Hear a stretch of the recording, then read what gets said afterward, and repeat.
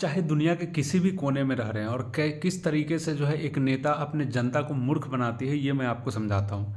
आज से ठीक 2 दिन पहले आपने न्यूज़ सुना होगा, एक ट्रंप ने बयान दिया था कि मैं भारत के ऊपर जो टैरिफ है उसको हम कम करने वाले हैं, क्योंकि भारत ने रसिया से तेल कम खरीदना शुरू कर दिया है।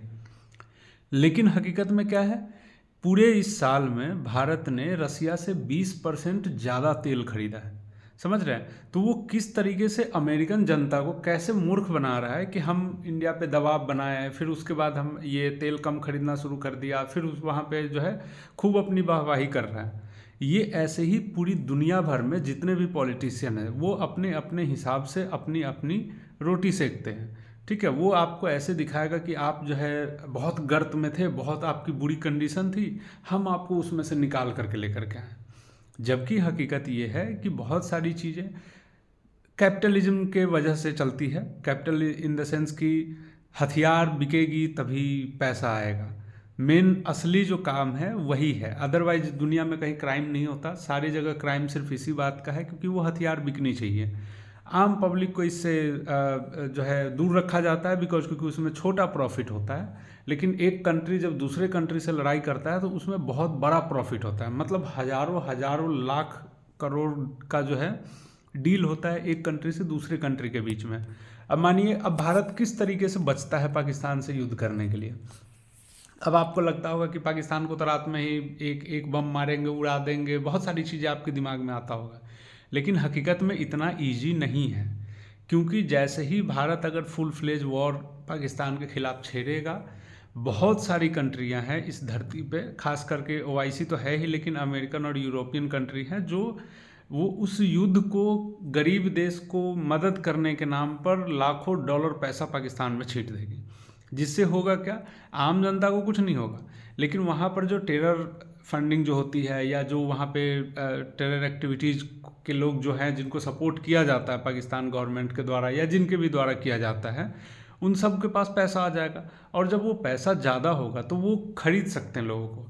क्या, जब गांव में एक गांव का इलेक्शन होता है, 500 में जब एक वोट बिक सकता है, तो किसी को 5 लाख दे करके एक बम नहीं उड़वाया जा सकता है। बहुत ईजी होता है। तो आप खुद सोचिए कि सारा गेम पैसे का होता है। ठीक है, तो ये जो नेता पॉलिटिशियंस जो बयान देता रहता है ना, सुबह उठ करके 4 भाषण दे दिया, फिर उसके बाद आपको लगता है अरे ये तो मेरे लिए बोल रहा था, बट हकीकत में वो कुछ नहीं कर रहा होता है। वो पूरी दुनिया के जितने भी लीडर हैं सब अपने अपने जनता को मूर्ख बना रहा होता है। ठीक है, जैसे भारत में भी बहुत सारी चीज़ें होती है जिससे लोगों को लगता है कि अरे ये तो हमारे लिए कर रहे हैं, बट हकीकत में वो भी अपना रोटी सेक रहे होते हैं, जैसे कि विदेशों में होता है। ठीक है, बट थोड़ा सा क्या होता है कि अमेरिकन इंटरेस्ट ज़्यादा होता है, क्योंकि अमेरिका हमेशा से, आप दुनिया का पूरा बुक उठा करके देख लीजिए, जहाँ पर भी आप देखेंगे लड़ाई सिर्फ और सिर्फ अमेरिका ने करवाया है या उसके वजह से हुआ है या उसमें कहीं ना कहीं थर्ड पार्टी उसका इन्वॉल्वमेंट था। बिकॉज सिर्फ सिर्फ इसलिए कि हथियार बिकेंगे। इंडिया अब जाकर के प्रोडक्शन करना शुरू किया है, चाइना फिर भी 10 साल से प्रोडक्शन करना शुरू किया है, मतलब थोड़े फुल फ्लेज के तौर पे। अदरवाइज आज तक दुनिया में जो भी हथियार और इन सब का जो चीज़ होता था वो सब अमेरिका करता था। मतलब बेचता भी वही था, खरीदने वाला भी मतलब खरीदवाने वाला भी वही था, क्योंकि लोन भी वही देता था उस कंट्री को। तो मतलब कंट्रियों को इस तरीके से चपेट में ले करके और कारोबार करता था और अच्छा पैसा कमाता था।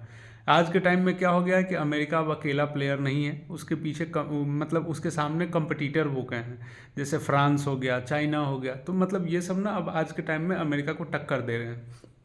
तो अमेरिका को ये भी लगता है, जैसे कि आपने जब हिंदुस्तान और पाकिस्तान का जब थोड़ा सा कॉन्फ्लिक्ट हुआ था तो उसमें आपने एक चीज़ गौर किया होगा कि सब राफेल को बदनाम करने में लगे हुए थे। क्यों? उसके पीछे वजह है, राफेल एक फ्रांस की कंपनी है, और जो पाकिस्तान में जो वायुसेना का जो भी विमान होता है वो जो डिस्ट्रॉय हुआ था वो सारे अमेरिकन कंपनी के थे। तो इससे क्या होता है कि मार्केट में, जैसे हम अफ्रीकन मार्केट हो गया या एशियन मार्केट हो गया, जहाँ जहाँ की कंट्रियाँ देख रही है कि हमको हथियार खरीदना है, तो वो सब कंट्री अपने अपने प्रमोशन में लग गए हैं। तो इन सब चीज़ों को अगर आप डॉट कनेक्ट करेंगे तो आपको समझ में आएगा कि जियोपॉलिटिक्स कितनी बड़ी दुनिया है और कितना गंदा राजनीति है।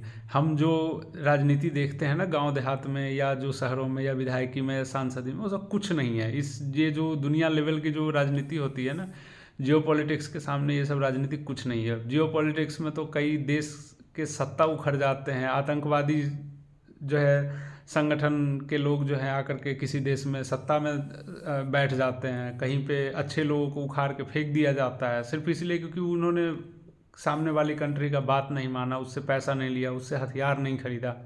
तो बहुत सारी चीज़ें होती हैं।